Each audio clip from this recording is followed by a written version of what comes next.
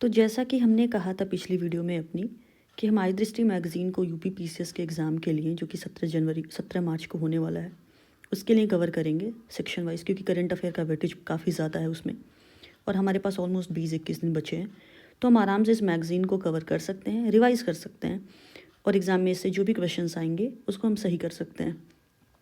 तो इस मैगज़ीन में जैसा कि हमने पहले भी देखा था कि 5 मेजर सेक्शन है: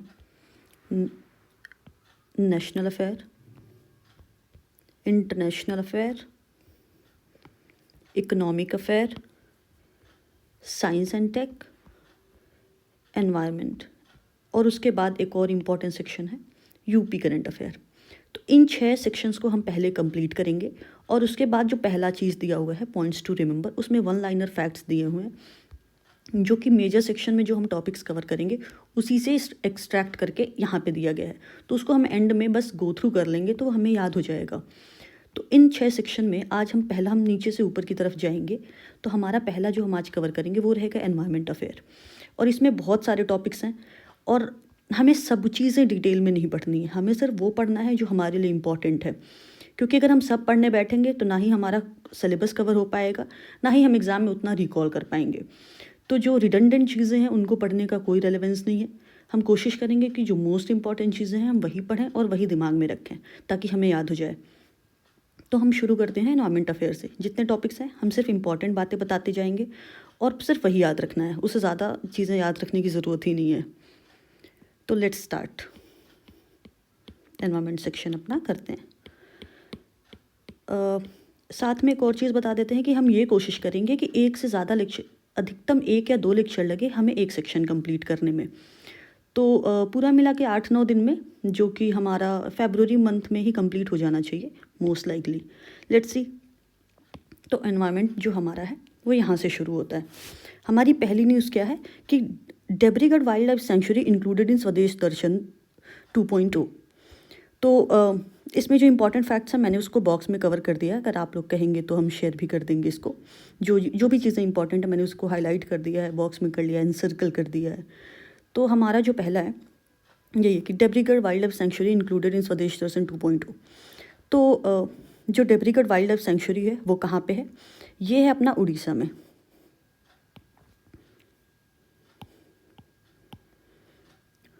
it is in the Sambalpur district of Orissa. और जो स्वदेश दर्शन स्कीम है ये कब लॉन्च हुआ था? ये मिनिस्ट्री ऑफ टूरिज्म के द्वारा 2015 में लॉन्च हुआ था और ये सेंट्रली फंडेड स्कीम है, लाइक 100% सेंट्रली फंडेड। जो सेंट्रली फंडेड स्कीम्स होते हैं उसको सेंट्रल सेक्टर स्कीम भी कहते हैं। और दूसरा अल्टरनेटिव हमारे पास क्या होता है?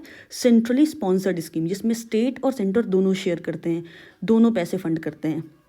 तो जो स्वदेश दर्शन स्कीम है वो हमारी 2015 में मिनिस्ट्री ऑफ टूरिज्म लेके आई थी। और इसके अंतर्गत करते क्या है कि हम हर स्टेट के कुछ प्लेसेस को रिकॉग्नाइज करते हैं और वहाँ टूरिज़्म के अराउंड उसको डेवलप करते हैं ताकि वहाँ वो टूरिज़्म को अट्रैक्ट कर सके, टूरिस्ट्स को अट्रैक्ट कर सके। इस तरीके से हम डेवलपमेंट ऑफ टूरिज़्म इंफ्रास्ट्रक्चर करते हैं वहाँ पे। तो जो रिलेवेंट फैक्ट्स हैं हमारे लिए इसमें, इस पूरी न्यूज़ में ज़्यादा कुछ है नहीं। पहला तो देब्रीगढ़ वाइल्ड लाइफ सेंचुरी है कहाँ? ये संबलपुर डिस्ट्रिक्ट हीराकुद डैम के पास उड़ीसा में है। दूसरी बात, स्वदेश दर्शन स्कीम लॉन्च कब हुई थी? 2015 में। ये सेंट्रल सेक्टर स्कीम है। और कौन सी मिनिस्ट्री इसको लॉन्च की थी? Ministry of tourism. सिर्फ 4 चीज़ें इंपॉर्टेंट है और हमारी पहली न्यूज़ कंप्लीट हो गई।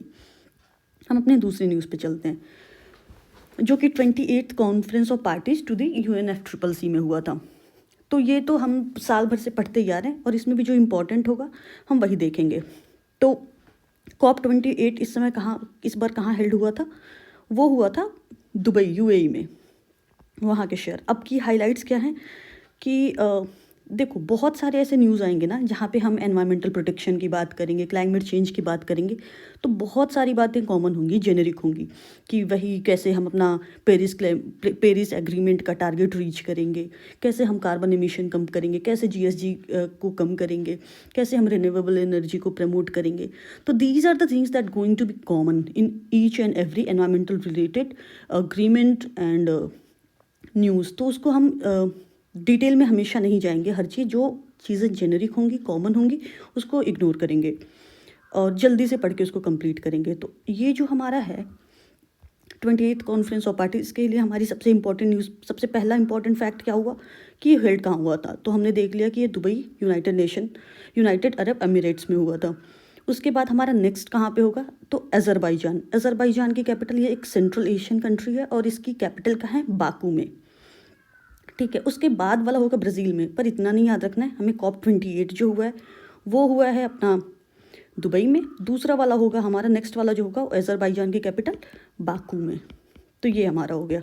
उसके बाद इसमें जो ये सबमिट हुई है, ये वाला जो कॉप हुआ है, उसमें इंपॉर्टेंट चीज़ें क्या थी, तो पहले क्या क्या था कि लॉस एंड डैमेज फंड एक बनाने की कोशिश की गई है, मतलब बनाने की बात की गई है।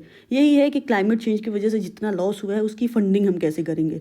दिस इज़ नॉट इम्पॉर्टेंट, मतलब अगर हम उसके अंदर जाके नहीं पढ़ेंगे कि फंडिंग कैसे करनी है, बस हमें जानना है कि लॉस एंड डैमेज फंड बनाए। Climate finance target, again similar बातें हैं कि हम क्लाइमेट फाइनेंस कैसे करेंगे, उसमें डेवलपिंग कंट्रीज़ को डेवलप्ड कंट्रीज़ कैसे सपोर्ट करेंगे, ये सारी चीज़ें हैं। एक और चीज़ जो नई आई थी वो थी ग्लोबल स्टॉक टेक। ये क्या है कि ये एक काइंड ऑफ इन्वेंट्री है जिसमें हम अपडेट करते रहेंगे कि हमने कितना टारगेट अचीव कर लिया। मतलब ये सारी कंट्रीज़ का कलेक्टिवली एक डेटाबेस तैयार किया जाएगा कि किस कंट्री ने कितना काम किया है towards countering the impact of climate change and etcetera. तो ये सारी बातें, इसमें भी कुछ खास नहीं, बस एक कलेक्शन है डेटा का, ये अपडेट करते रहेंगे उसको ताकि पता चलते रहे। तो ये हो गया। अब इंडिया ने क्या क्या किया है, मतलब ये तो कलेक्टिवली सारे नेशन ने किया था कॉप पे, अब इंडिया ने क्या स्पेशली करा है कॉप में, COP28 में। तो इंडिया ने जो एक चीज़ करी है वो है कि ग्लोबल रिवर सिटीज़ अलायंस, यानी कि वर्ल्ड में जितनी भी इम्पॉर्टेंट सिटीज़ हैं रिवर के बैंक पे, उनको कैसे सस्टेनेबल बनाए रखना है, उसके लिए ये इनिशिएटिव है जो इंडिया लीड कर रही थी। और वो किस तर्ज पे आया है, जो इंडिया का ऑलरेडी एक इनिशिएटिव है, रिवर सिटी अलायंस इंडिया का खुद का है अंडर NMCG क्या है, national mission for clean Ganga, जो कि किस मिनिस्ट्री के अंतर्गत आती है, जल शक्ति मिनिस्ट्री के अंतर्गत। तो उसी की तर्ज पे इंडिया ने सबको बुलाया और कहा है कि देखो हम सारी सिटीज़ को, मतलब कलेक्टिवली ग्लोबल लेवल पे ऐसी सारी सिटीज़ को जो रिवर बैंक पे हैं उसको डेवलप करने की कोशिश करेंगे सस्टेनेबली। तो ये चीज़ है इसमें और कुछ भी